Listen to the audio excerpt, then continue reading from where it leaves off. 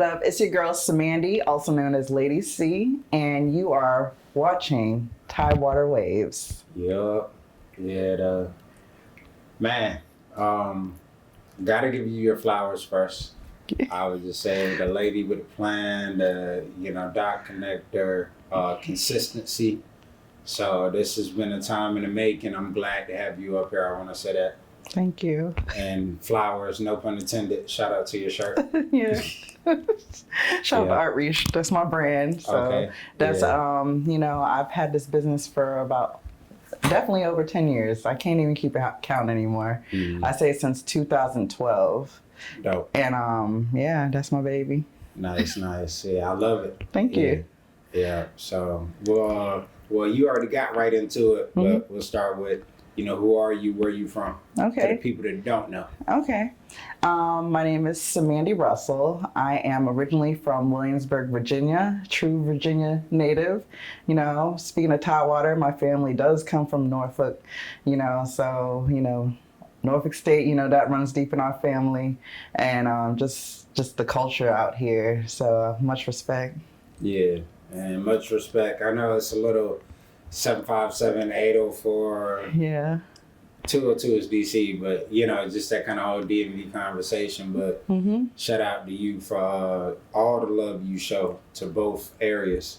Yeah. I would say that. So kind of what we'll just start, like, what was it like, I guess, growing up in Williamsburg, the difference between kind of having your foot in both areas?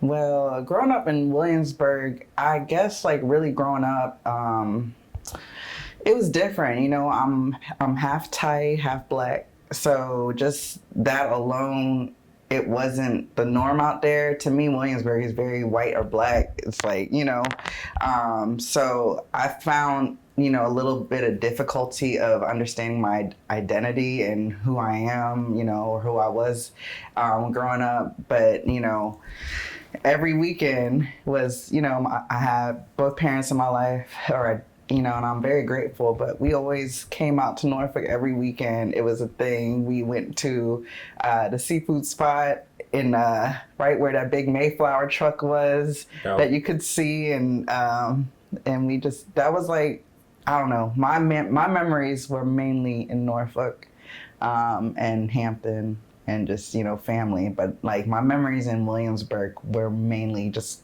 of course, going to school. But it was just, I don't know, it's a lot because, I'm from Williamsburg, I'm from Jamestown area.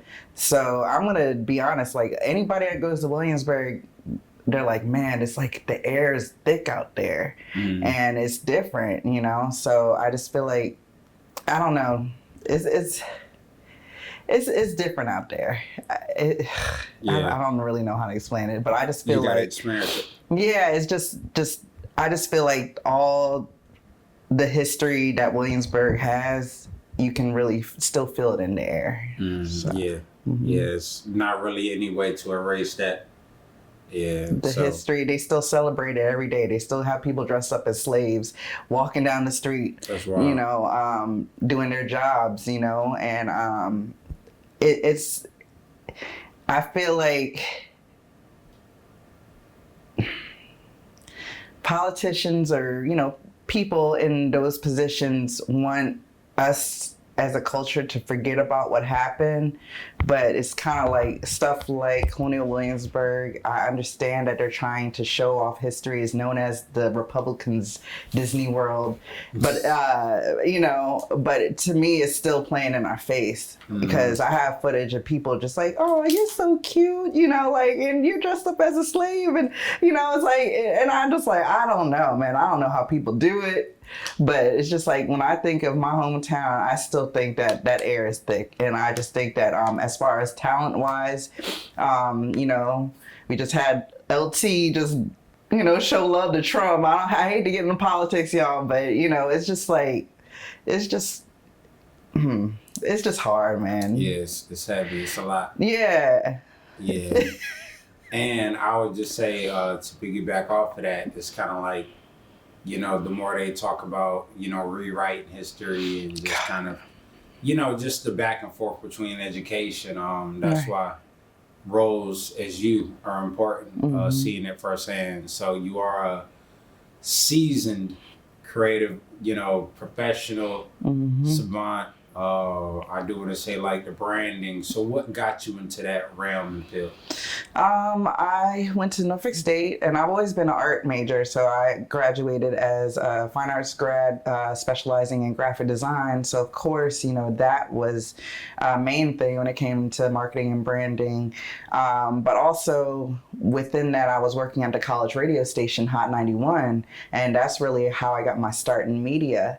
And with that, it was just learning. Like, I always say when we worked at Hot 91, they threw us to the wolves. And, it was like people thought we were on. Some people didn't know it was a college radio station, but it was like hands-on marketing, like everything that if we wanted to be put out there as a personality or anything, we had to market. So, people would always come up to me and be like, oh, like, can you get our music on air? And I'd be like, I'd tell them the right way to do it. But then at the same time, I'd be like, do you want to cover art or something like that? Yeah. So that's how I got my start. Yeah, that's how I got my start in, getting clients for graphic design. So, dope. Yeah, so it's organic. Yeah, what was the passion for that, graphic design? And I love to talk about this because that's what I do. Yeah. Is like, creating. So were you like a person that, drew, paint? Everything. All of that? Yeah, like my favorite medium in art would be glass blowing. So, I was really excited when the Chrysler opened their studio. I was like, man, I'm trying to get in there. Yeah. But, like I love everything. Pottery, painting, oils, acrylic, all that stuff, drawing. I'm not the best drawer, but, I just love the arts. And I just feel like arts is everywhere. I've always said that, like, you see a sign, any sign, your logo, everything requires graphic design. And I just wish people would stop taking it for granted, and stop, now Chat GPT is coming around, Canva was there, everybody is like, man, like, we don't need you anymore. But then all y'all designs look the same, like y'all all look like y'all got the same font and just like same, yes, architect, even if it is like faster. I get what you're saying, because there is like a format too. Chat GPT. People really, do not appreciate the time and effort it goes into if you're doing actual art. Right. I do appreciate the service because of the fast track things, but, it's kind of not to be overused. You still got to know what right things to tell it to prompt. Yeah, and then at the same time, I mean, I'm guilty. I used ChatGPT on the cover art that I did for Razkaz, and I was like, like that was something. Well, I just did that because I came up with a concept called 50 for 50, and it was for 50 bars for 50 years of hip hop. And so I pitched it to the owner, Patchwork, who was best friends with Raz, and he got that in motion. He chose the beat, but even with that, we're like, okay, we need cover art, and I was like, man, I don't feel like doing this because I already did like some visualizers for YouTube. I was like, that's enough. Here's a ChatGPT cover. Right. Yeah. but it's like, it's a time and place. So I just think like just not to overuse it. Like y'all just need to calm down with that. Yeah. So, I do want to get into the part of you like being very connected to the community. So when obviously you were working at 91, like how did that kind of elevate, in terms of just being more connected, creating those relationships, and how important is that to you? Coming as a shy person, like I'm naturally shy. So you're looking at me like, what? Yeah, I'm like, nah. Yeah, I wouldn't believe it. Yeah, I'm shy. I'm shy as hell. And like anybody that knew me growing up knew I was like really, like once you get to know me, like I won't shut up. But naturally, I'm just like kind of like standing there quiet. Like honestly, when I was doing radio, I was talking to my friend about this recently, like if you saw me lit at these parties, I was probably drunk, and that's just what it is. Like I needed a little boost of Kind spinach. of loosen up a little bit. Yeah. So, but I guess what kind of got me into networking was just like kind of being, just going out. You know, it's like I'm gonna go to Rock the Mic. I'm gonna go to these different events and just see what we have out here. You know, like I was a fan. Like I remember because when I came back to Virginia, I was going to school in New York at LIU Brooklyn, and you know, that's when 9/11 all that stuff happened. Well, that was like 2001. That's when I first started. But I went to school out there, and then I went to Monmouth University, and then but when Monmouth University happened, my mom and dad got in a bad accident, and it caused my father to pass away, and that happened when they were in Thailand. And I was like, man, I can't, you know, I can't stay here. I need to be close to my mom too, because she just got out the coma and all this stuff. And I just, oh my God. See, when I get to that thought, I lose track. Yeah, no, take your time. What was the question again? I'm sorry. Like, well, just how important are like those connections meeting people. But I mean, feel free to just go. Yeah, you know, just ADD a little bit. You know, shout out to y'all that got it too. We can just be all over the place. But that's what interviews are for.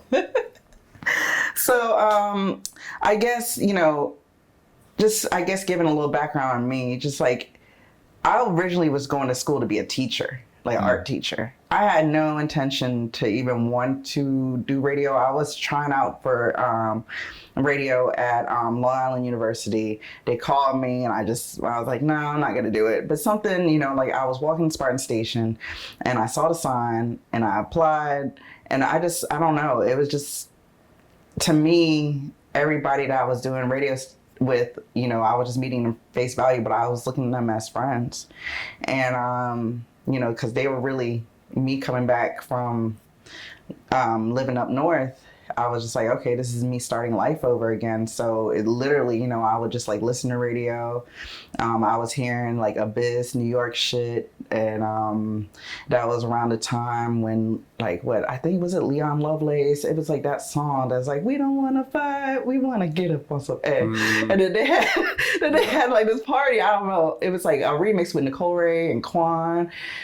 Man, like, to me, when I came back, I was just like, man, like, this is so beautiful. Like, because when I was living in New York, that's when the Clipse were coming out. So, and like Family. So I'm like, damn, what's going on at home? I'm all the way out here. And like, so I'm going to Burlington, giving me some Virginia Squires stuff from up in, in New Jersey. Like, man, like, just gotta represent. Yeah, and that just shows the influence that we have. But you know, just networking, that just comes naturally. You know, like people I've met along the way, it's just whether through radio station, befriending them, or just like going to events and just being hype and drunk and just, you know, just talking to people.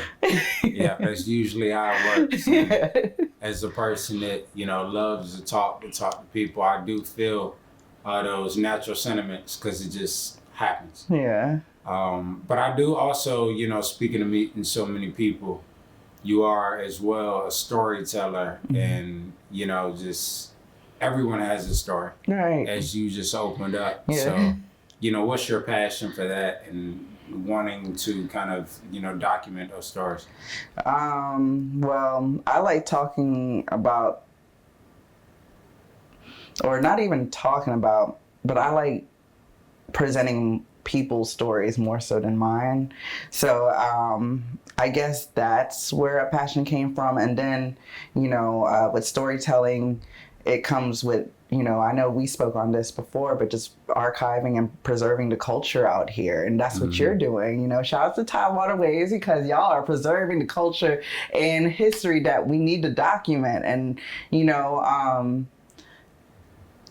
that's how I got with, you know, the William and Mary thing, you know. And, you know, I was a journalist for, you know, hip hop since 1987 and Respect Magazine, but I didn't want to do it. You know, I didn't want to be the person, like, if you see interviews, like the one I did with Malice about a pagoda, like, it was like, I was just like, ugh, the wind was blowing, it was a windy day. Like, I don't like being the person in front of the camera, honestly. Like, I hate it. And, you know, that's why I changed the format of my podcast, because I was just like, you know, I don't want to be the person sitting there looking at myself talking and interrupting the subject matter. Yep, exactly. Yeah, so I think that's a lot of fluff that goes on in podcasts, and I think just a lot of people want to be seen, and versus really trying to tell the story of the subject. And I think that is important, and especially, you know, like for when we're long gone,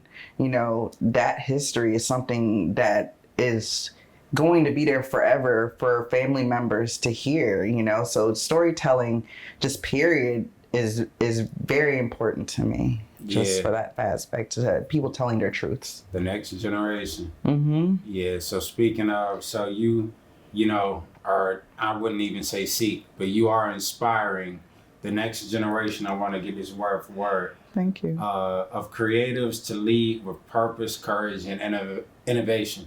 So, like, what does that mean to you? And also, like, how do you view your role as a leader? Because you are. Wow. I don't see myself as a leader. Wow. Thank you.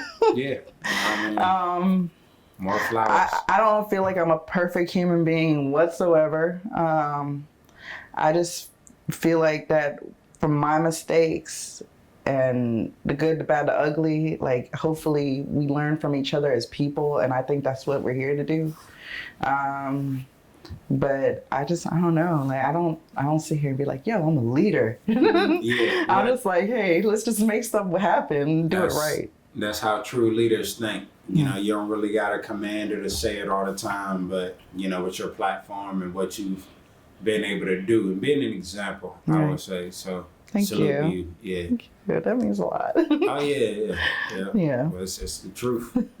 Yeah, so I do also want to talk about magnifying urban realities and affecting lives. So, yeah, what, you know... Mural. Yeah.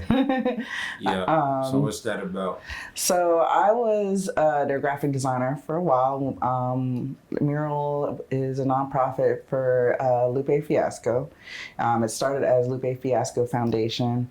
Actually, a person from Virginia put me onto that position. Her name is Keena, and she was on the board of directors. So she was just like, I don't know, gave me the opportunity. Thank you, Keena. Shout out to Keena. Yeah, she does. She's actually creatives for Virginia. So she does a lot of things she still does, you know, you talk about leader.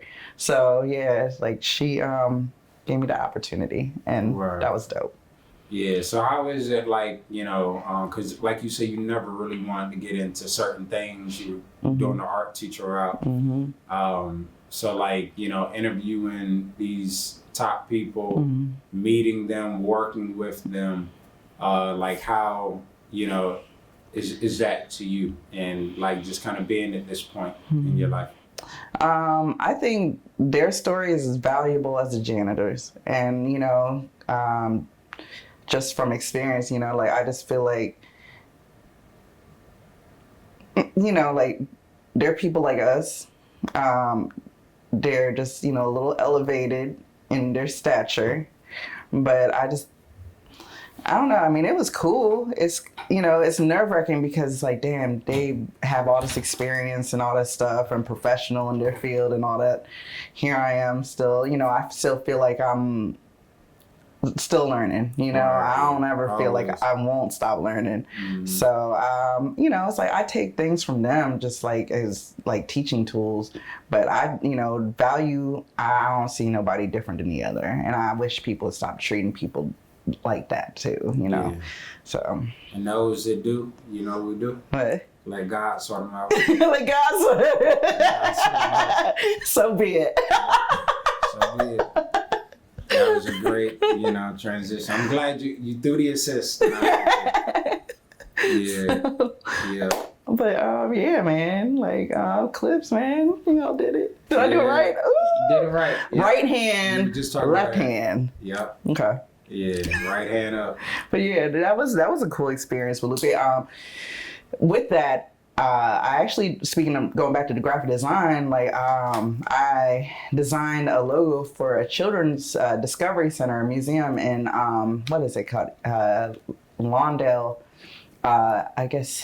Children's Discovery Center. Yes, yeah. One, it's called One Lawndale, and it's been a process, but that was something that was passed from Lupe's sister, who's the executive director of Asia, and she was like, "Hey, somebody needs a logo, blah blah blah." But that's to me how a lot of things happen. It's like people recommendation, and based on, and that's how the networking happens. They're like, "Oh man, like she did graphics for us, she can do graphics for you," and that's how those that happened. Trust and relationships. Yeah, they see my work and see my work ethic enough, and they're like, man, we trust her enough to pass you on. Nice. Yep. Yeah, so that networking, obviously what we've been talking about, is super important. Yeah. But yeah, speaking of networking, you mentioned interviewing Malice. So how do you feel about, and Virginia as well, so we got to get into this. Yeah. The new album, and that being such a pivotal moment in not only their career, but just the history of, Virginia music. I think, we're experiencing a Virginia rollout right now. Yes, Clipse just came out of, and dropped a project, but after so many years, but I just feel like when Piece by Piece came out, and then when you started seeing these fashion shows and seeing, Malice and Push like walking in it, and then here comes the album, here comes the tour, I just feel like it's just like everything right now is uplifting us and showing a true example of what a rollout looks like. Like everyone's like, oh my gosh, this is like the best rollout. And really it's just like the ABCs, like what you get your promo pieces, then you get your media press runs, they hit up everything that's popping from colors, just seeing that, it's like, this is how it needs to be done. And if you're not doing, even, it's just levels, of course, but you can do it on a lower level. You can do it on a level that you feel like, okay, but it's all the same, like just the foundation of everything that they've been doing. Yeah. So it's like, if you think that just putting your song on YouTube or in Instagram is enough, you got to be out there. And when I say out there, it's not just looking cool in the club.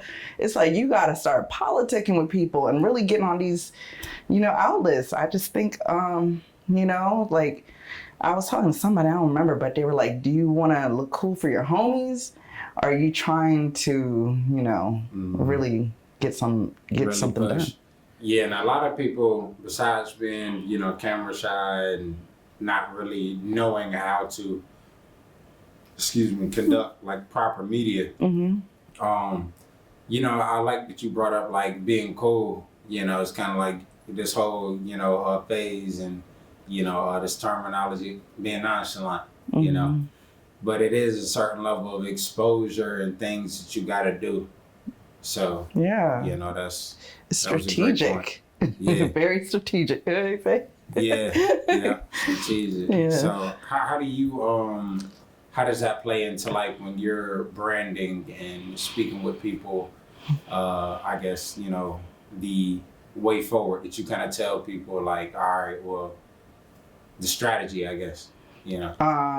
Me telling people the strategy towards them or towards myself? Oh, like them, like branding. So when you meet people, you're doing a logo. Yeah. It's like, hey, this is why this makes sense. Okay. Yeah. So like kind of like a... What's your creative process, I guess? So I guess if someone's starting with nothing, I would say my main thing would be, of course, starting with what is your end goal first.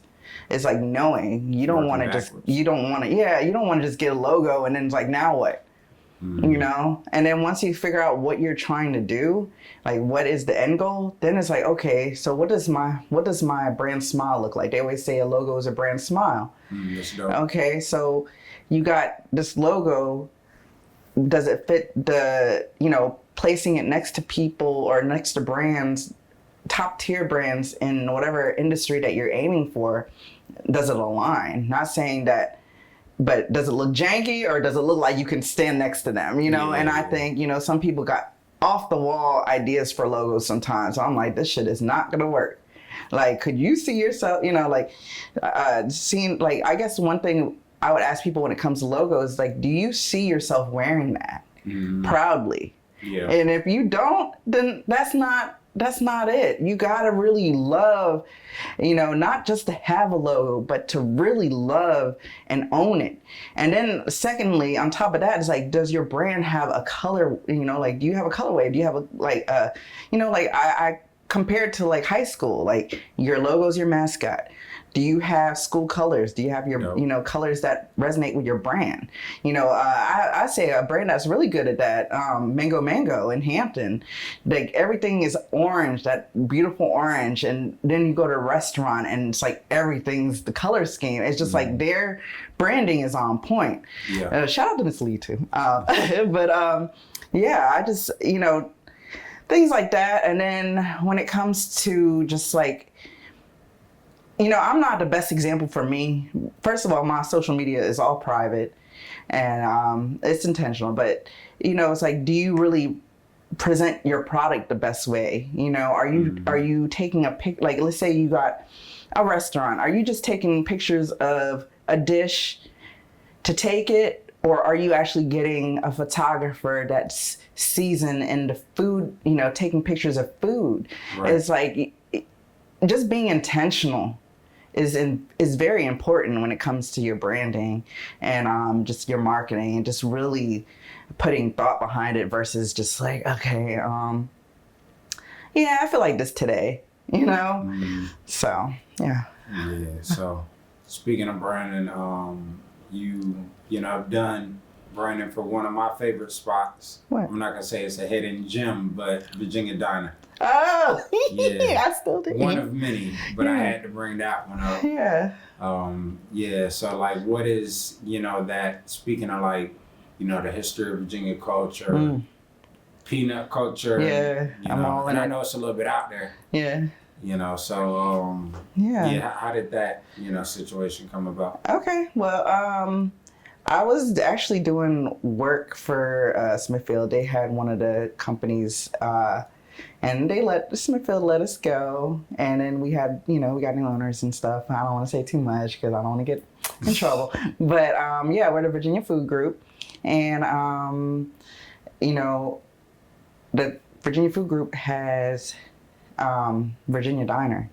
So I am the design manager, and that was just another job picked up through the Virginia Food Group when that all happened. And whether it be brochures or anything that they need visually, we're gonna be closed on July 4th. I do all that. Nice. So yeah, but their chicken is so good, boy, and their carrot souffle. Yeah, and this little fun fact over this way. I got a lot of family from the area. Oh, really? From Wakefield? Wakefield. Oh, yeah, wow. I wrote all of that. Yeah. Oh, wow, you country. Yeah. Yeah. No, that's cool though. That's fun. I ain't grew up out there, but like my little quick story. My great grandmother, and great grandfather. I never met him. He's passed before I was born, but they had a farm like 10 minutes up, away from there. So I love that spot. Do they still have it? Like, it's still in the family? The farm? Mm-hmm. Yeah. That's beautiful. Yeah. Like, can we get into, we need more farmers, okay? Yes. Like, I love what Khaleesi's doing and how she always showcases that and stuff like that. Mm-hmm. But, like more beekeepers, more farmers. I dabbled in the beekeeping. That's tough. No. But, that's like my daughter. She has a lip balm that's made from, beeswax and all natural. So, my best friend's dad is a master beekeeper with Colonial Beekeeping. So it's just like, it's crazy, man. It's like, I just see so much that we can be doing. Mm. Yeah, that's beautiful. Yeah. Farmers, that's the way to go. Yeah, definitely. And I want to bring this full circle. So, when it comes down to you being a mother. Yeah. And also just family history. We were just talking about storytelling. Mm-hmm. So in order to go forward, we do have to have some sort of understanding of where we came from. So how important is that part to you? Like, and how do you balance the motherhood with your work and also just, family? It's tough because, it's like, the design management job, that's the 9 to 5, that's the career. But then I have these other things, I have my business, and it's just like, it's very tough to balance. I'm not gonna lie, that shit is hard. But it's just like, and being a great mom at the same time, that's really hard. It's really hard to balance everything, but I try to make it work. She wanted to come out here today, but then she was like, "Oh, I can't say nothing." Never mind. She wanted to be on camera. Yeah, she's a little star. So, but I don't know. But balancing is just just time management is the big key to that, and just organizing your life to fit around your family. So it's like, I know a lot of people organize their lives to fit around their careers, but it's just like, you got to make sure, like, you're doing all this stuff for your family, so you got to make sure that they're straight first before anything. So it's like, oh, y'all, before I leave, y'all good? Y'all want food? Like, just little things, and yeah. Just being on point. Yeah, that's dope. And salute to you. Thank you. Yeah, I know that's tough, and not like in a bad way, but salute to all the mothers out there, people that's being present for their kids. So. Shoot, I got a lot of great mothers. One of them, DJ Dirty Die, like, she is like, to me, I know you did an interview with her. Shout out to DJ Dirty Die. Yeah, but she is like, I'm gonna be honest, like, one of the most positive, and you go to her page every morning and she's telling you good morning, but it's like, it's good. What balances family to me too is having good peers, good friends that can keep you on your shit. Sure. And that don't sugarcoat it. And it's like, man, you need to step it up a little bit, But that's all, they all go hand in hand. It's just like what you have around you, and I guess the energy that you feed every day. Yeah, the company you keep is real. Yeah. So yeah, also speaking of that, just with there's a difference between people you can network with, work with, but friends. I do kind of want to get into that. Okay. So it's like, this is like a pretty small area. You kind of meet a few people and everybody knows everybody. If you're moving in the right rounds. But how important, I want you to speak more on that, to use like your actual close network, not just all the people you deal with. Yeah, I don't really deal with that many people, to be honest. Like, I think the most I see people is on the internet, Right. But people I would see on, when I do have time or whatever, are the people that I love. And if there's any type of fakeness or anything like that, I'm just removing myself, because I just been hurt so much in, this business. Like I said, when I started at Hot 91, you come in here and you're thinking, like, I'm thinking from the perspective of, we're all college kids. This is like a little, like, like, this is like a club or something, like the art club or whatever, this is just another craft to learn or just build with people. But just learning how cutthroat this shit really is, it's like, man, these motherfuckers are not your friends. And I'm fine with it. Thanks for the lesson, assholes. Direct message. Straight to the camera. Like, push the Jimmy. Yeah. Fake shit. I don't. No. Let God sort them out. No. Let God sort them out. For real. That's funny. Nah, I love that title though. But yeah, let's get into the apparel. So did you design actually? Yeah. Okay, obviously. I don't want to jump the gun, but senior graphic designer, specialist at your craft. So how do you, let's get a little personal with the designs. Yeah. I guess come up with whatever message you're trying to send through your apparel. Well, I'm a big fan of Frida. I'm gonna be honest with you. I probably shouldn't even have this. So I tried to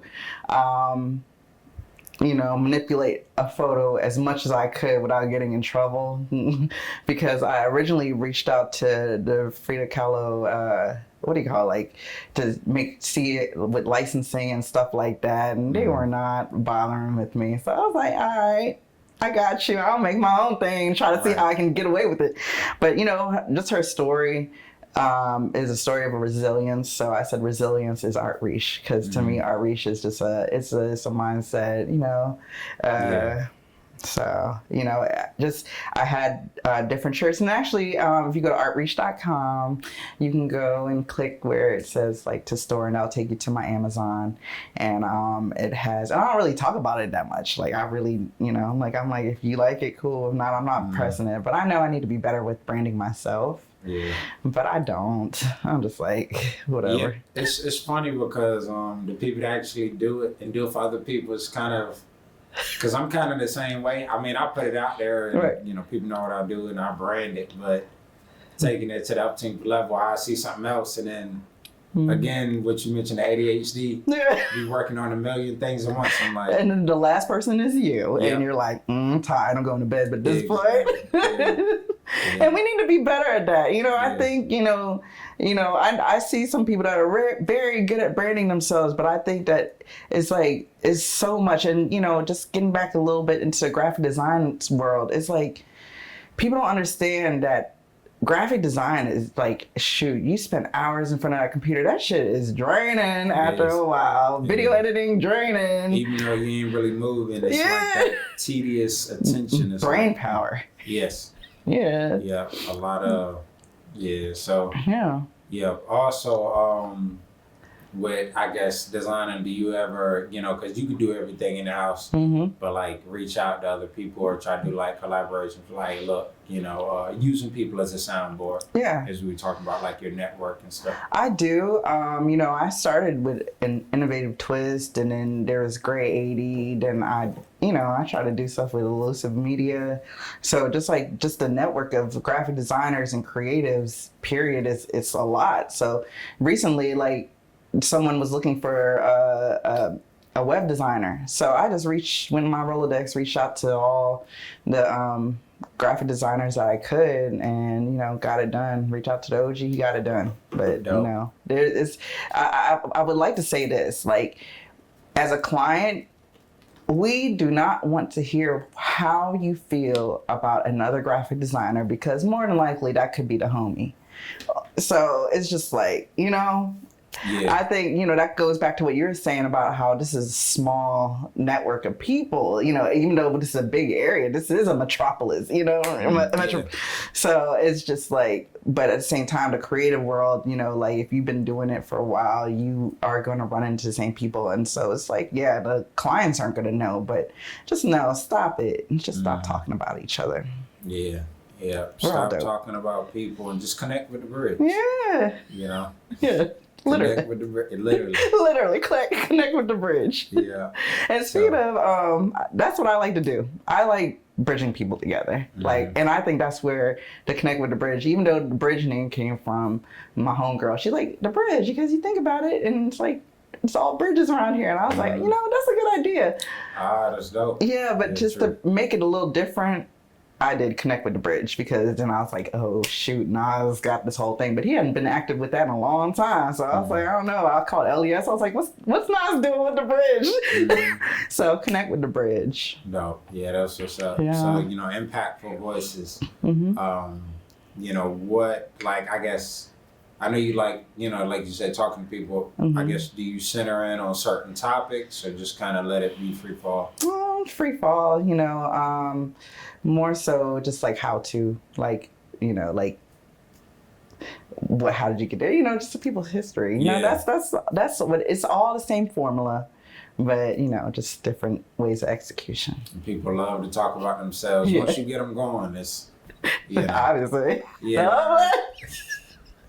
Yeah, I love it. Yeah. So what's, you know, anything you're working on now? Any next projects for the second half of, you know, well, more than the second half, but 2025. So you got any exciting things coming up? Well, my birthday's coming up. I'm a Leo. No. Happy early birthday. Thank you.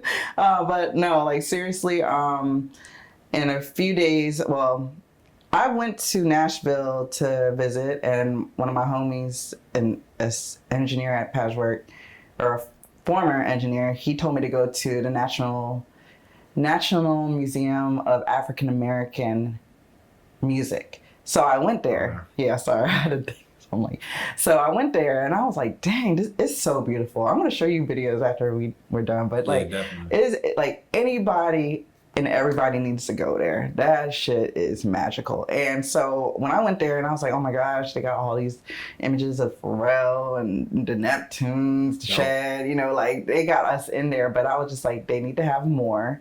So like, as I'm gonna build with them, I have some ideas that I want to present to them. But my first presentation to them was linking them with Patchwork, because I was like, I don't see many studios there, you know, and just really big representation of the South, you know. So after I went to the museum walkthrough, I met with the staff. I was like, who can I talk to about getting stuff in here? And so she passed me her number. She never picked up. So I was like, you know, this. And that's how you do it. You don't give up at that one person, because that person might not pick up the phone. So you go above them and go to who is the director, who is the person that handles marketing, who is that. So I did my research, and then I just emailed a whole bunch of people saying, hey, I'm trying to get this, you know, blah, blah, blah. And they reached back, and then a couple weeks later, you know, back and forth emails. I'm putting them in the email with the owner and then other staff, and then we get on the Zoom. And now on August 6th, we're gonna have a screening of Patchwork Recording Studios, a documentary at the National Museum of African American Music. So shit like that, I love doing it. And it's, you know, it's like I'm not asking for something; it's just legacy. And I think that's something, you know, everything in my walk, I'm like, with my, like from now, like in my big old age, I'm like, all right, will my ancestors be happy with what I did? Would they be proud of me? And that's a thought in the back of my mind when it comes to doing stuff now. And I don't care for clout. I don't care about being seen. I'll pay to go to the club. I don't want the freebies. You know, I just want to, you know, I just want to smile, enjoy life, and just really do something that is impactful. You got it figured out.